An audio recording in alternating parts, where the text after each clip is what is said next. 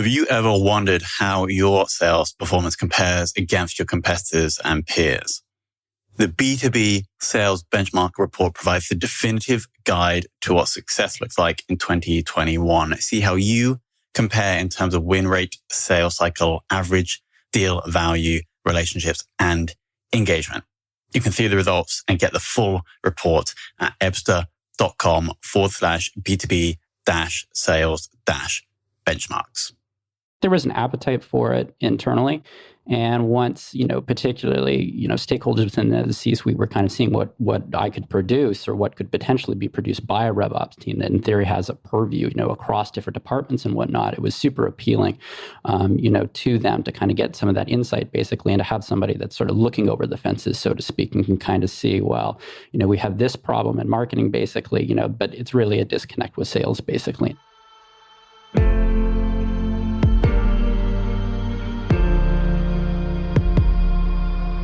This is Sales Ops Demystified, the number one most downloaded podcast in sales operations. We invite the brightest minds in sales ops onto the show to deconstruct the what, why, and how behind rep productivity, forecasting, metrics, and all things revenue.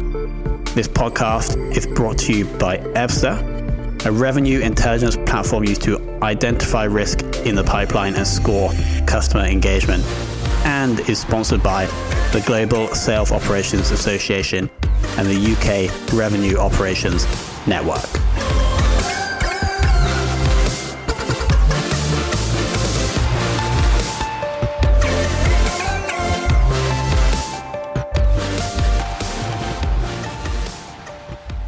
Hello and welcome to another very special episode of the Sales Ops Demystified Podcast. Today we're joined by Evan Luke, who is currently a Revenue Operations Director or Director of Revenue Operations at VanillaSoft, and also has a background in marketing. I'm very pleased to learn. Evan, welcome to the show. Hey, thanks for having me. So, Evan, it's actually rare that we have a sales or RevOps person onto the show that has the background in marketing. And so my first question is to understand, first, why we decided to transition, I guess, out of a marketing role or marketing career into an ops career supporting the three commercial functions. Yeah, it's a fantastic question. For me, so I view marketing as fundamentally three components. It's creative, it's analytical, and it's technical, at its core. For me, I felt my strengths were really more on the analytical and the technical side. So as a marketer, right, you need to be able to conceive the campaign. So you need the creative side. You need to be able to actually implement it. So it's technical. And then you need to be able to analyze the success, right? And I think it was in those two core components of the implementation and the analytics that really appealed to me and where I was successful. And I think that was, as time went on in my marketing role, I kind of got more and more involved in the analytics, not only for marketing, but also just across the organization. And that's kind of what made it sort of a fit. And so I was almost an entrepreneur in that regard and kind of developing that function within VanillaSoft, and it kind of bloomed into the role that it is now for me. So you experimented in marketing, realized that part of the role maybe you didn't enjoy or wasn't your greatest strength, and then transitioned or created your own role that better fed your working desires. Yeah, I think there was an appetite for it internally. And once, particularly, stakeholders within the C-suite were kind of seeing what I could produce or what could potentially be produced by a RevOps team that in theory has a purview, across different departments and whatnot. It was super appealing, to them to kind of get some of that insight basically and to have somebody that's sort of looking over the fences, so to speak, and can kind of see, well, we have this problem in marketing basically, but it's really a disconnect with sales basically. And it's kind of translating, we're either losing revenue or we could be generating more in certain places, right? Because quite often that analysis, I think, is limited to, okay, we're looking at sales, or we're just looking at marketing, or we're looking at customer success and the different, metrics that, success might be looking at their churn or something like that, right? Whereas marketing is just looking at the number of leads they're generating, right? When you have somebody who can look, between this part, it all becomes that much more efficient. Did the sales or RevOps function exist at VanillaSoft before you decided to create it? No, in no capacity did it. The company's grown quite a bit since I've been here. So we went from probably around 50 people to we're just under 100 now. So I don't think it was something that would have been there necessarily out of the gate. It's not for a lot of companies, particularly earlier stage ones. It kind of comes with more complexity within the different departments and whatnot. And sort of, I think as we grew, and things got more and more complicated, there was a desire for it, and I just basically helped kind of evangelize the cause, basically, and, turn it into what it is now. And so then it would be great if you could just break down the extent of the support and sales team size that you guys are supporting, and then the breakdown of your internal ops team, if there are more resources within revenue ops. Yeah, so the sales team right now is about 10 people, and then RevOps at the moment is myself and then 2 full-time, and then we have various contractors that we may refer to here and there, basically. But it's a relatively, from who I've talked to, not around probably a typical ratio. And do you think that it's more advantageous, and this might be a stupid question, do you think it's more advantageous to move into a RevOps role from with a sales background or with a marketing background, or do you think it doesn't matter? That's a tough question. I don't want to get myself in trouble on that one. I think, so marketing for me, I see an advantage there. And one of the big things is I think there's an easy sort of trap to fall into when it comes to marketing of just assuming that everything that marketing does constantly needs to be tied back to a deal or back to discernible revenue. That's not necessarily the case. There are some things like branding, for instance, that you may not necessarily see that direct connection. And having somebody who can kind of recognize that, who is also, their purview basically is to analyze marketing activities, I think gives a little bit of a basis and a little bit of context for what might be going on. And that translates in really interesting ways. For instance, we were just talking to a vendor about a renewal. In theory, so part of my purview might be to, we look after the tech stack, right? So part of my purview is to be in the renewal process when we're looking at the different platforms, kind of justify the costs and whatnot. But we actually got to the end of the renewal process. We looked at the contract, we looked at the composition, we looked at the cost, and we thought, you know what? For this price, this is probably not worth the benefit that we're going to get out of it. There's only a really small portion, basically. And we got to the end, and we said, hey, we're not going to renew. The vendor that we were in the conversation with actually came back to us, and we started getting calls from the CEO directly. And basically what the CEO was saying, hey, I don't want to lose your guys' label, right? And all of a sudden the conversation just completely changed, right? The numbers changed, the composition of the contract changed, all those variables that we were looking at completely changed. And we ended up back, and we're actually just in the process now of signing it. So it's the little things and so we had a more favorable contract, plus we also saved some money in the process, basically. And part of that is, the branding that we got there. So it doesn't always materialize in the ways that you think that it's going to, but I would argue there are some things that are happening that are really important. Having that recognition, I think, is a huge strength. So, for me, there are some things on the sales side that maybe I don't intuitively understand, but coming with that and that uncommon kind of background, I do think it's very valuable, and it's as you say, uncommon. Evan, you have absolutely nailed a big trend in marketing at the moment, in my opinion, is that commercial leaders try to tie an ROI back to every marketing activity, but they ignore the potential brand benefits. And the example you gave is so interesting. I've never thought about how brand can actually obviously brand can make you money, but it can also save you money. And it's also weird because when I saw that we were engaging with you for this interview, I somewhere have heard of VanillaSoft. Now, I actually don't know, maybe I'm mistaken, or maybe I have been exposed to the brand somewhere in the past 5 years, right? And that's because there's been a marketer involved. Mm-hmm. Yep. Well, and that's our big thing, right? So we're sales engagement software. And there are some, 500-pound gorillas basically in the space right now. It's become super popular over the past, 5-10 years. The theory basically is, we operate, in conjunction with CRM and marketing automation, right?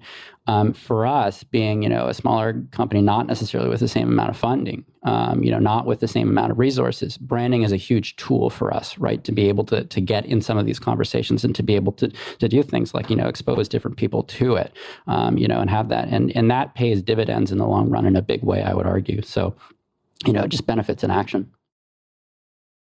Going back to the tech stack point, could you share, if possible, a couple of the tools that you guys are using in the revenue function? And then also you mentioned on your LinkedIn profile about how you have a skill set or an ability to eradicate unused tech. So it would be great to hear about how you go about doing that. Yeah, so the core of our tech stack really is Salesforce. We use our own homegrown product, VanillaSoft, as well. On the marketing automation side, we use HubSpot. And then recently, as part of, we've shifted from an inbound to an outbound model heavily. And so we're using Terminus to conduct account-based marketing. As well, we just actually went on with Seismic. We use Sales Intel for data. We use Sales Navigator and some different stuff. And we're also just in the process of experimenting with Clearbit as well to append some data. When it comes to sort of looking at platforms and figuring out what to do, so I mean, the first thing I think you have to do in RevOps or Sales Ops or whatever, any role where you're looking at a tech stack basically is go speak to different department heads, basically get a sense of the tech stack, and then ask for, any underlying, contracts that may be applicable. And I think in the process of doing that, one, you get a sense of the cost, but two, you get a sense of what's actually being used in the feature set, basically. So going back to the conversation that we had with a vendor that we initially decided we weren't going to renew with, we decided, for looking at the contract and how it was composed, there was a piece of it, the piece that was being used was only about 14% of the cost. There was another 86% basically that was there that we were going to be paying for, and we weren't really necessarily using or leveraging, nor did we really feel that it was compelling to be using within, the marketing strategy. So there was only really that small component, and that's kind of where we thought, well, okay, the benefit really is not worth what we're actually going to pay for this, basically, and that was, the catalyst to walk away from it. So it's just getting analytical and looking back at the contracts, asking the questions, basically, and trying to understand and practice in action what's actually being used. Because quite often, these product offerings, vendors get clever, basically, with how they will put some of these together, and they'll have different products that they'll kind of combine in different places. Some are more commonly used, some are less commonly used, basically. But also use cases vary. So understanding all those different variables and how they come together, I think is compelling to understand when to get rid of something, but also if you're trying to negotiate as well, those can be valuable, insights to bring to the table for those discussions. Makes total sense. You also mentioned on your LinkedIn profile about your ability to whip a broken process into a seamless customer experience. And I must say, I do, like you also have background as a journalist, and so I can appreciate your ability to use good words there. Could you share, if possible, an example of how you've done this? So I would actually go back to when I first arrived at VanillaSoft. One of the pieces of our mandate basically was to take a look at marketing rationally, basically, and figure out what was working and what wasn't working. So one of the things that we did right off the bat was took a look at the mandate at that point was to basically generate leads. So what we were doing basically is looking at how we could, in conjunction with that as well, building the brand. So one of the ways that we kind of looked into doing that basically is figuring out, the stack that was applicable and the actual logistical processes that would go into building, the content that was basically going to help us, do this. So we ended up, I was the only full-time staff for a bit, basically, but we built a team, including, a digital producer around that. We built different contractors into the process, basically, to help, conceive that and everything. But the part that I think was the toughest, basically, was then tying that back to sales, basically. So how do we deliver these, right? This data that we have, or these leads that we've generated and whatnot, and looking at the systems and their capacity to do that. So at the time, we were just using, HubSpot, basically, and VanillaSoft, but tying the two systems together, basically, was a huge part of the challenge. And as well, I think just the communication element. And that came down to, so, there's always these technical elements to it, but there's also the logistical kind of, service level agreements between departments as well, and kind of understanding, what's going to be delivered, when it's going to be delivered, the composition of what's going to be there, setting expectations between the two places. So I think there's a fair amount of, and I think you've talked about this in the past on the show as well, is, there's a certain amount of soft skill that's kind of, involved in the process as well, but also that technical side. So I think my kind of strength is understanding sort of both of those. And one of the things that I've even talked about the past as well is just having like a translational, ability as well, and kind of communicating some of this stuff and contextualizing, some of the analytics, some of the numbers, some of the systems and everything to different people in the organization who maybe don't have the same background. And having that, I think, is a real gift and something that people, particularly with an analytical mindset, with myself, I think it's not the most common thing. You're thinking of, you're dealing with somebody who's commonly thinking, in logical terms or something, but they're not really thinking of what the translation, might be to somebody else who isn't thinking the same way. So that's one of the areas where I think I have a strength, and I try to exercise that as much as I can. And do you have any sort of particular tips for how you can identify broken processes? Any kind of things that normally jump out at you? So I think going back to one of the first things I think you need to do is go and interview with, key stakeholders, spend, a couple of hours ideally sitting down with these people. And one of the things that I look for in particular is conflicting expectations, right? So you ask people to describe their process. You also ask people, somebody in sales, for instance, to describe the marketing process or what their expectations of marketing are. When you see those disconnects, when you see the differences, those are the points that you really want to hone in on and basically understand how it got to be that way, and that's what I look for, at its core primarily. I'm just looking for basically the disconnects right off the bat. And I think that's the first thing that I actually look to fix typically is things between departments rather than the actual departments themselves. Quite often those departments are capable, I think, of resolving those things, but it's just some miscommunication that's kind of happened. And that's where I think the power and the beauty of RevOps really comes in, and being able to sort of look between basically and, figure out the places where things have just broken down totally. It ties in with something I learned while studying system theory. There's a concept in system theory that states actually, if you're trying to improve the output of a system, don't look at the parts, look at the interactions between the parts. So that really resonates there. Again, so as an extension to your strength on the analytical side, you also mentioned on LinkedIn that you have an ability to get buy-in from stakeholders, which I think is on the other side, it's on the softer skills side. So if you could share one tip with the audience on increasing buy-in from, let's say, revenue leaders, if you're in a RevOps function, what would that be? So plainly stated, learn their personality, learn the language that they speak, right? So understand the background the person is coming from, and understanding how they're operating, understand how they're compensated, right? Understand how they derive pride from what they're doing, and be able to speak to that. That's the single biggest thing, I think, because again, quite often, I see a lot of younger people in particular, they'll be brilliant analytical minds, they'll have, a remarkable capacity to, spot patterns and information, understand and everything.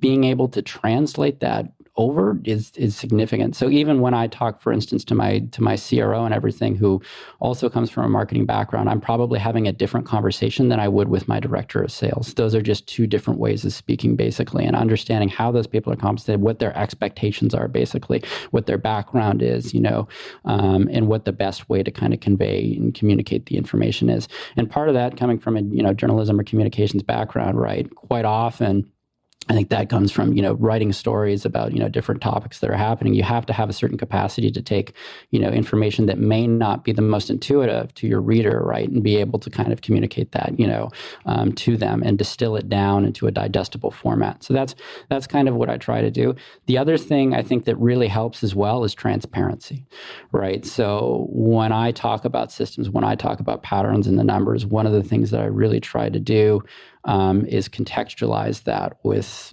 what I call crosswinds, basically. So if we're forecasting, one of the things that I'm looking at not only is the pipeline velocity, I'm not looking necessarily just at what stages everything is in, but I'm also looking at, how often are these deals getting pushed back or pushed around, basically? How often are we changing the goalposts?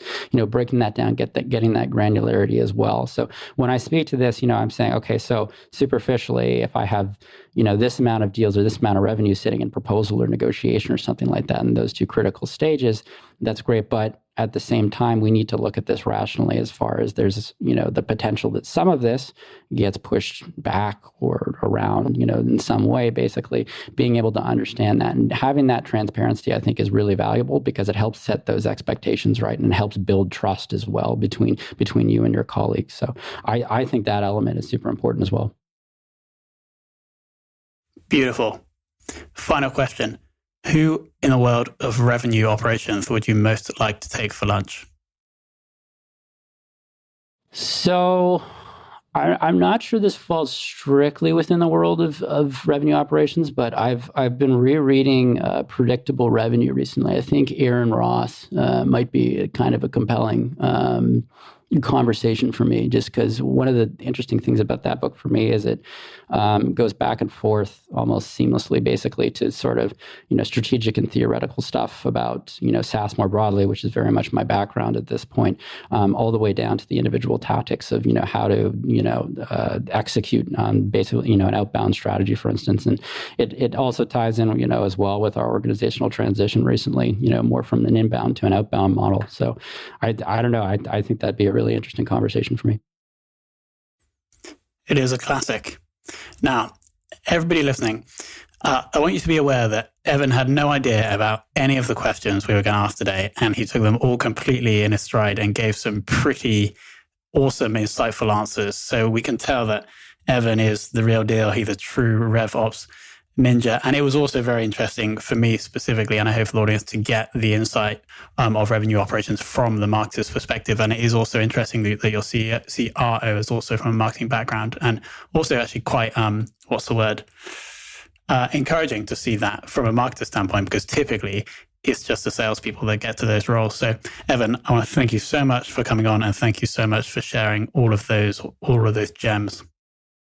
Hey, thanks a bunch for having me. Appreciate it. It was lots of fun.